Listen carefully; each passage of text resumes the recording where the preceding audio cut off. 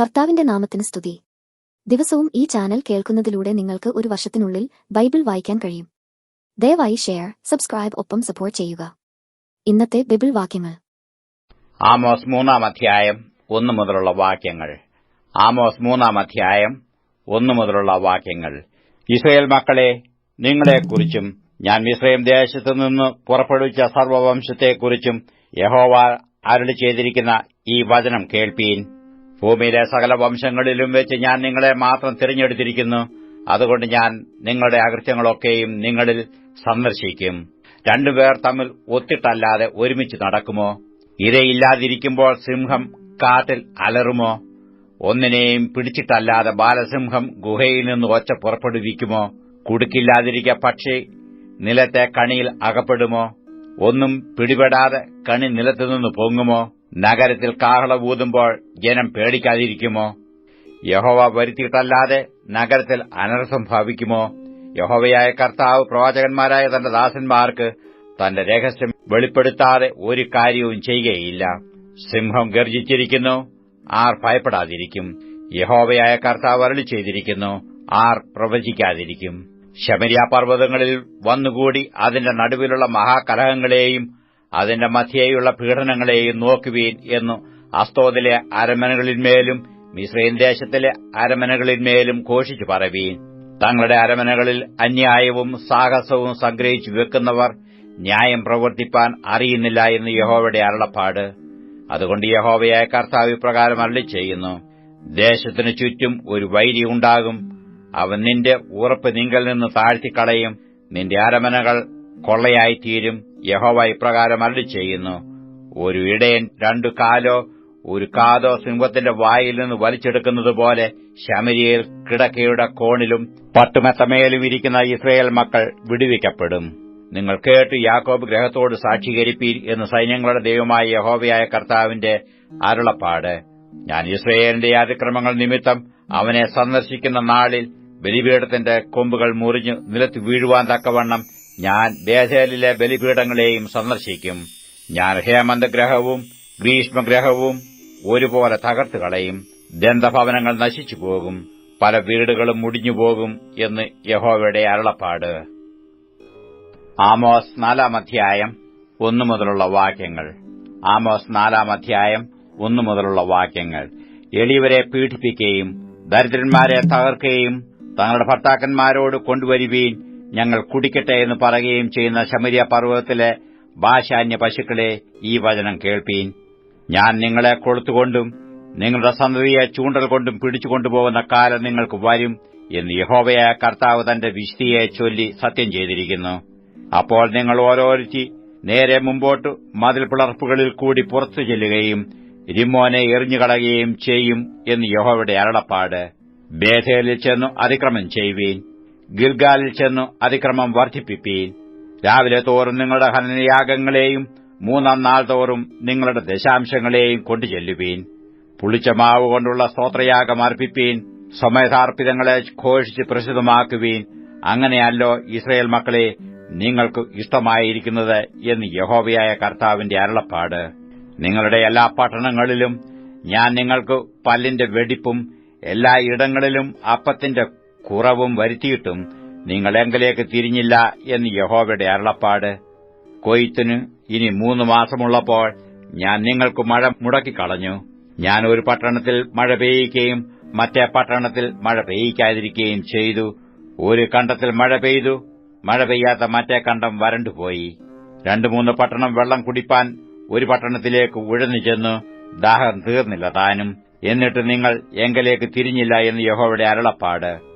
ഞാൻ നിങ്ങളെ വെൺകതിർകൊണ്ടും വിഷമഞ്ഞുകൊണ്ടും ശിക്ഷിച്ചു. നിങ്ങളുടെ തോട്ടങ്ങളെയും മുന്തിരിപ്പറമ്പുകളെയും അത്തിവൃക്ഷങ്ങളെയും ഒലിവു മരങ്ങളെയും പലപ്പോഴും തുള്ളൻ തിന്നുകളഞ്ഞു. എന്നിട്ടും നിങ്ങൾ എങ്കിലേക്ക് തിരിഞ്ഞില്ല എന്ന് യഹോവയുടെ അരുളപ്പാട്. മിസ്രയീമിൽ എന്ന പോലെ ഞാൻ മഹാമാരി നിങ്ങളുടെ ഇടയിൽ അയച്ചു. നിങ്ങളുടെ യൗവനക്കാരെ വാൾ കൊണ്ട് കൊന്നു, നിങ്ങളുടെ കുതിരകളെ പിടിച്ചുകൊണ്ടുപോയി. നിങ്ങളുടെ പാളയങ്ങളിലെ നാറ്റം ഞാൻ നിങ്ങളുടെ മൂക്കിൽ കയറുമാറാക്കി. എന്നിട്ടും നിങ്ങൾ എങ്കിലേക്ക് തിരിഞ്ഞില്ല എന്ന് യഹോവയുടെ അരുളപ്പാട്. ദൈവം സൊദോമിനെയും ഗൊമോരയെയും ഉന്മൂലനാശം ചെയ്തതുപോലെ ഞാൻ നിങ്ങളുടെ ഇടയിൽ ഒരു ഉന്മൂലനാശം വരുത്തി നിങ്ങൾ കത്തുന്ന തീയിൽ നിന്ന് വലിച്ചെടുക്കപ്പെട്ട ഒരു കൊള്ളി പോലെയായിരുന്നു. എന്നിട്ട് നിങ്ങൾ എങ്കിലേക്ക് തിരിഞ്ഞില്ല എന്ന് യഹോവയുടെ അരുളപ്പാട്. അതുകൊണ്ട് ഇസ്രയേലേ, ഞാൻ ഇങ്ങനെ നിന്നോട് ചെയ്യും. ഇസ്രയേലേ, ഞാനിത് നിന്നോട് ചെയ്യുവാൻ പോകുന്നതുകൊണ്ട് നിന്റെ ദൈവത്തെ എതിരേൽപ്പാൻ ഒരുങ്ങിക്കൊള്ളുക. പർവ്വതങ്ങളെ നിർമ്മിക്കുകയും കാറ്റിനെ സൃഷ്ടിക്കുകയും മനുഷ്യനോട് അവന്റെ നിരൂപണം ഇന്നതെന്ന് അറിയിക്കുകയും പ്രഭാതത്തെ അന്ധകാരമാക്കുകയും ഭൂമിയുടെ ഉന്നതികളിന്മേൽ നടകൊള്ളുകയും ചെയ്യുന്ന ഒരുത്തനുണ്ട്. സൈന്യങ്ങളുടെ ദൈവമായ യഹോവ എന്നാകുന്നു അവന്റെ നാമം. വെളിപ്പാട് 4-ാം അധ്യായം 1 മുതലുള്ള വാക്യങ്ങൾ. വെളിപ്പാട് 4-ാം അധ്യായം 1 മുതലുള്ള വാക്യങ്ങൾ. അനന്തരം സ്വർഗ്ഗത്തിൽ ഒരു വാതിൽ തുറന്നിരിക്കുന്നത് ഞാൻ കണ്ടു. കാഹളനാദം പോലെ എന്നോട് സംസാരിച്ചു കേട്ട ആദ്യത്തെ ശബ്ദം എന്നോട്, ഇവിടെ കയറി വരിക, മേലാ സംഭവിപ്പാനുള്ളത് ഞാൻ നിനക്ക് കാണിച്ചു തരാം എന്ന് കൽപ്പിച്ചു. ഉടനെ ഞാൻ ആത്മവിവശനായി സ്വർഗ്ഗത്തിലൊരു സിംഹാസനം വെച്ചിരിക്കുന്നതും സിംഹാസനത്തിൽ ഒരുവൻ ഇരിക്കുന്നതും കണ്ടു. ഇരിക്കുന്നവൻ കാഴ്ചയ്ക്ക് സൂര്യകാന്തത്തോടും പത്മരാഗത്തോടും സദൃശൻ. സിംഹാസനത്തിന്റെ ചുറ്റും കാഴ്ചയ്ക്ക് മരതകത്തോട് സദൃശമായ ഒരു പച്ചവില്ല്. സിംഹാസനത്തിന്റെ ചുറ്റിലും 24 സിംഹാസനം. വെള്ളയുടുപ്പ് ധരിച്ചും കൊണ്ട് സിംഹാസനങ്ങളിൽ ഇരിക്കുന്ന 24 മൂപ്പന്മാർ. അവരുടെ തലയിൽ പൊൻകിരീടം. സിംഹാസനത്തിൽ നിന്നും മിന്നലും നാദവും ഇടിമുഴക്കവും പുറപ്പെടുന്നു. ദൈവത്തിന്റെ 7 ആത്മാക്കളായ 7 ദീപങ്ങൾ സിംഹാസനത്തിന്റെ മുമ്പിൽ ജ്വലിച്ചുകൊണ്ടിരിക്കുന്നു. സിംഹാസനത്തിന്റെ മുമ്പിൽ പളുങ്കിനൊത്ത കണ്ണാടിക്കട. സിംഹാസനത്തിന്റെ നടുവിലും സിംഹാസനത്തിന്റെ ചുറ്റിലും 4 ജീവികൾ. അവയ്ക്ക് മുമ്പുറവും പിമ്പുറവും കണ്ണു നിറഞ്ഞിരിക്കുന്നു. 1-ാം ജീവി സിംഹാസനത്തിന് സദൃശം, 2-ാം ജീവി കാളയ്ക്ക് സദൃശം, 3-ാം ജീവി മനുഷ്യനെപ്പോലെ മുഖമുള്ളത്, 4-ാം ജീവി പറക്കുന്ന കഴുകിന് സദൃശം. 4 ജീവികളും ഓരോന്നിനും 6 ചിറകുള്ളതായി ചുറ്റിലും അകത്ത് കണ്ണു നിറഞ്ഞിരിക്കുന്നു. ഇരിക്കുന്നവനും ഇരുന്നവനും വരുന്നവനുമായി സർവ്വശക്തിയുള്ള കർത്താവായ ദൈവം പരിശുദ്ധൻ, പരിശുദ്ധൻ, പരിശുദ്ധൻ എന്ന് അവർ രാപകൽ വിശ്രമം കൂടാതെ പറഞ്ഞുകൊണ്ടിരിക്കുന്നു. എന്നേക്കും ജീവിച്ചിരിക്കുന്നവനായി സിംഹാസനത്തിൽ ഇരിക്കുന്നവന് ആ ജീവികൾ മഹത്വവും ബഹുമാനവും സ്തോത്രവും കൊടുക്കുമ്പോഴൊക്കെയും 24 മൂപ്പന്മാരും സിംഹാസനത്തിൽ ഇരിക്കുന്നവന്റെ മുമ്പിൽ വീണു എന്നേക്കും ജീവിച്ചിരിക്കുന്നവനെ നമസ്കരിച്ചു. കർത്താവേ, നീ സർവവും സൃഷ്ടിച്ചവനും എല്ലാം നിന്റെ ഇഷ്ടം ഹേതുവാൽ ഉണ്ടായതും സൃഷ്ടിക്കപ്പെട്ടതും ആകയാൽ മഹത്വവും ബഹുമാനവും ശക്തിയും കൈക്കൊള്ളുവാൻ യോഗ്യൻ എന്നും പറഞ്ഞുകൊണ്ട് തങ്ങളുടെ കിരീടങ്ങളെ സിംഹാസനത്തിന് മുമ്പിൽ ഇടും. സദൃശവാക്യങ്ങൾ 11-ാം അധ്യായം 1 മുതലുള്ള വാക്യങ്ങൾ.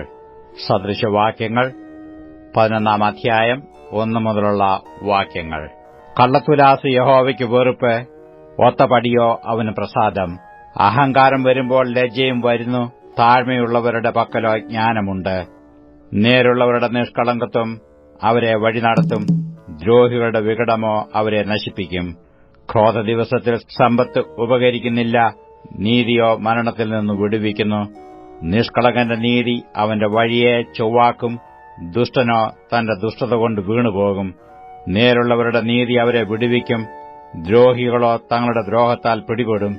ദുഷ്ടൻ മരിക്കുമ്പോൾ അവന്റെ പ്രതീക്ഷ നശിക്കുന്നു, നീതികെട്ടവരുടെ ആശയ്ക്ക് ഭംഗം വരുന്നു. നീതിമാൻ കഷ്ടത്തിൽ നിന്ന് രക്ഷപ്പെടുന്നു, ദുഷ്ടൻ അവന് പകരം അകപ്പെടുന്നു. വഷളൻ വായ്കൊണ്ട് കൂട്ടുകാരനെ നശിപ്പിക്കുന്നു, നീതിമാന്മാരോ പരിജ്ഞാനത്താൽ വിടുവിക്കപ്പെടുന്നു. നീതിമാന്മാർ ശുഭമായിരിക്കുമ്പോൾ പട്ടണം സന്തോഷിക്കുന്നു, ദുഷ്ടന്മാർ നശിക്കുമ്പോൾ ആർപ്പുവിളി ഉണ്ടാകുന്നു. നേരുള്ളവരുടെ അനുഗ്രഹം കൊണ്ട് പട്ടണം അഭ്യുദയം പ്രാപിക്കുന്നു, ദുഷ്ടന്മാരുടെ വായ് കൊണ്ടോ അത് ഇടിഞ്ഞുപോകുന്നു. കൂട്ടുകാരനെ നിന്ദിക്കുന്നവൻ ബുദ്ധിഹീനൻ, വിവേകമുള്ളവനോ മിണ്ടാതിരിക്കുന്നു. ഏഷണിക്കാരനായി നടക്കുന്നവൻ രഹസ്യം വെളിപ്പെടുത്തുന്നു, വിശ്വസ്തമാനസനോ കാര്യം മറച്ചുവെക്കുന്നു.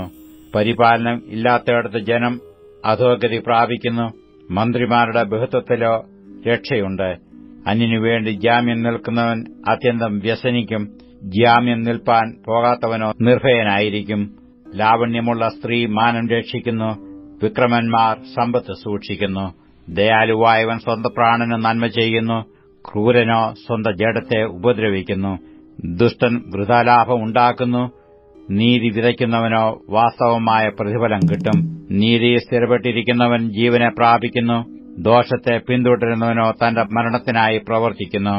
വക്രബുദ്ധികൾ യഹോവയ്ക്ക് വെറുപ്പ്, നിഷ്കളങ്കമാർഗികളോ അവന് പ്രസാദം. ദുഷ്ടന് ശിക്ഷ വരാതിരിക്കയില്ല എന്നതിന് ഞാൻ കൈയടിക്കാം. നീതിമാന്മാരുടെ സന്തതിയോ രക്ഷിക്കപ്പെടും. വിവേകമില്ലാത്ത ഒരു സുന്ദരി പന്നിയുടെ മൂക്കിൽ പൊന്മൂക്കൂത്തി പോലെ. നീതിമാന്മാരുടെ ആഗ്രഹം നന്മ തന്നെ, ദുഷ്ടന്മാരുടെ പ്രതീക്ഷയോ ക്രോധമത്രേ. ഒരുത്തൻ വാരി വിതറിയിട്ടും വർദ്ധിച്ചു വരുന്നു, മറ്റൊരുത്തൻ ന്യായവിരുദ്ധമായി ലോഭിച്ചിട്ട് ഞെരുക്കമേയുള്ളൂ. ഔദാര്യമാനസൻ പുഷ്ടി പ്രാപിക്കും, തണുപ്പിക്കുന്നവന് തണുപ്പ് കിട്ടും. ധാന്യം പൂട്ടിയിട്ടുകൊണ്ടിരിക്കുന്നവനെ ജനങ്ങൾ ശപിക്കും, അത് വിൽക്കുന്നവന്റെ തലമേലോ അനുഗ്രഹം വരും. നന്മയ്ക്കായി ഉത്സാഹിക്കുന്നവൻ രജ്ഞന സമ്പാദിക്കുന്നു, തിന്മയെ തിരിയുന്നവനോ അതുതന്നെ കിട്ടും. തന്റെ സമ്പത്തിൽ ആശ്രയിക്കുന്നവൻ വീഴും, നീതിമാന്മാരോ പച്ചയില പോലെ തഴയ്ക്കും. സ്വഭവനത്തെ വലയ്ക്കുന്നവന്റെ അനുഭവം വായുവത്രേ. ഭോഷൻ ജ്ഞാനഹൃദയനു ദാസനായിത്തീരും, നീതിമാനു ജീവവൃക്ഷം പ്രതിഫലം. ജ്ഞാനിയായവൻ ഹൃദയങ്ങളെ നേടുന്നു, നീതിമാനു ഭൂമിയിൽ പ്രതിഫലം കിട്ടുന്നുവെങ്കിൽ ദുഷ്ടനും പാപിക്കും എത്രയധികം.